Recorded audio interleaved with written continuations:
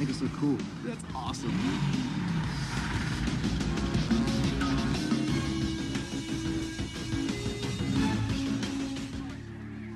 Oh, hey, yo. Hey. Is that your car? Yeah. What's that thing get, 10 miles to the gallon? Nah, try like 7. What about you? Biodiesel, dog. Smells like egg rolls. Yeah, it does. Runs on leftover fry oil from Hunan Palace. But we try to ride bikes when we can, global crisis and whatnot. Whatever, man. I don't care about anything. Oh, you don't care about the environment? It's kind of up, man.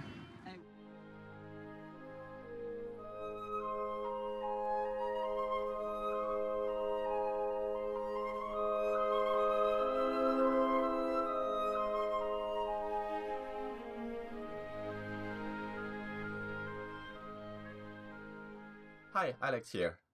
You've probably heard about the triple bottom line, a concept that is used a lot when speaking about sustainability, and particularly sustainability in business. John Elkington, a global authority on corporate responsibility and sustainability, coined the phrase in a book in 1997. His argument was that the methods by which companies measure value should include not only a financial bottom line, profit or loss, but a social and environmental one as well. The concept has evolved into one that's often described as 3 overlapping circles. You've probably seen this image before. Sustainability is typically defined as the place where economy, social realities, and environmental health overlap. The concept of the triple bottom line mainstreamed the idea of sustainability as including people, planet, and profit. It helped business to understand that long-term sustainability of an organization required more than just financial equity. It also helped to clarify that when businesses were considering what sustainability meant for them, it didn't mean they had to give up the notion of financial success. But this overlapping circles image of the triple bottom line can convey a lot more. The circles are all the same size. Does this indicate that the economy is the same relative size or value as the other 2 circles, which deal with society and the environment? Can we trade, say, 2 social and 3 environment for 5 economy, as long as we stay in the overlapping bit in the middle, sustainability?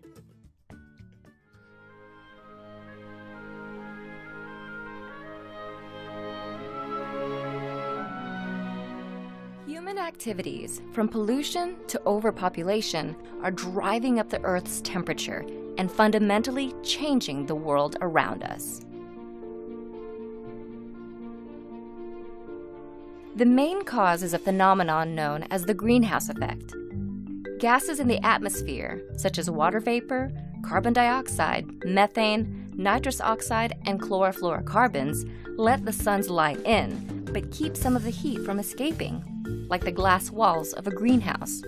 The more greenhouse gases in the atmosphere, the more heat gets trapped, strengthening the greenhouse effect and increasing the Earth's temperature. Human activities, like the burning of fossil fuels, have increased the amount of CO2 in the atmosphere by more than 1/3 since the Industrial Revolution. The rapid increase in greenhouse gases in the atmosphere has warmed the planet at an alarming rate. While Earth's climate has fluctuated in the past, atmospheric carbon dioxide hasn't reached today's levels in hundreds of thousands of years. Climate change has consequences for our oceans, our weather, our food sources, and our health. Ice sheets, such as Greenland and Antarctica, are melting. The extra water that was once held in glaciers causes sea levels to rise and spills out of the oceans, flooding coastal regions. Warmer temperatures also make weather more extreme. This means not only more intense major storms, floods, and heavy snowfall, but also longer and more frequent droughts. These changes in weather pose challenges. Growing crops becomes more difficult. The areas where plants and animals can live shift, and water supplies are diminished. In addition to creating new agricultural challenges, climate change can directly affect people's physical health. In urban areas, the warmer atmosphere creates an environment that traps and increases the amount of smog. This is because smog contains ozone particles, which increase rapidly at higher temperatures. Exposure to higher levels of smog can cause health problems such as asthma, heart disease, and lung cancer. While the rapid rate of climate change is caused by humans, humans are also the ones who can combat it. If we work to replace fossil fuels with renewable energy sources like solar and wind, which don't produce greenhouse gas emissions, we might still be able to prevent some of the worst effects of climate change.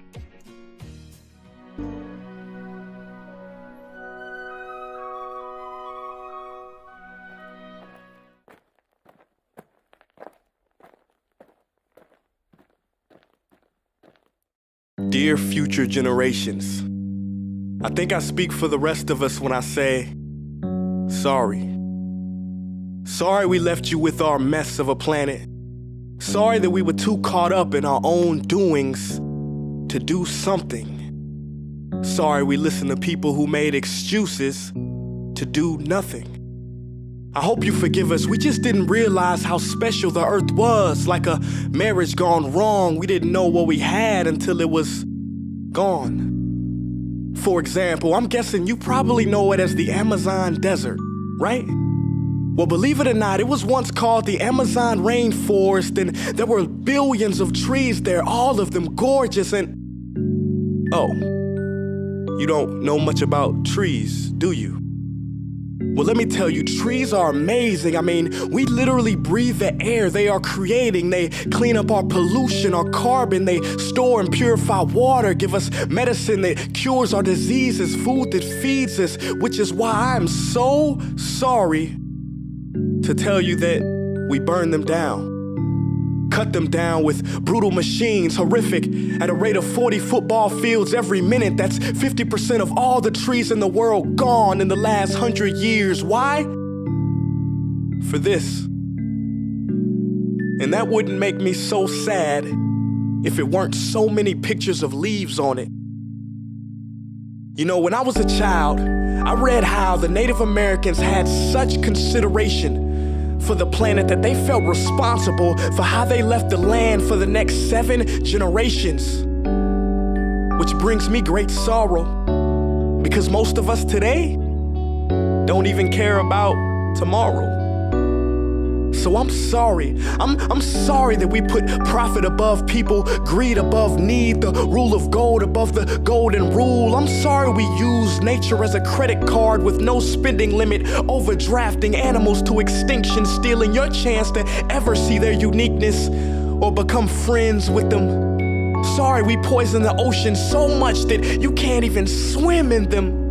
But most of all, I'm sorry about our mindset, 'cause we had the nerve to call this destruction progress.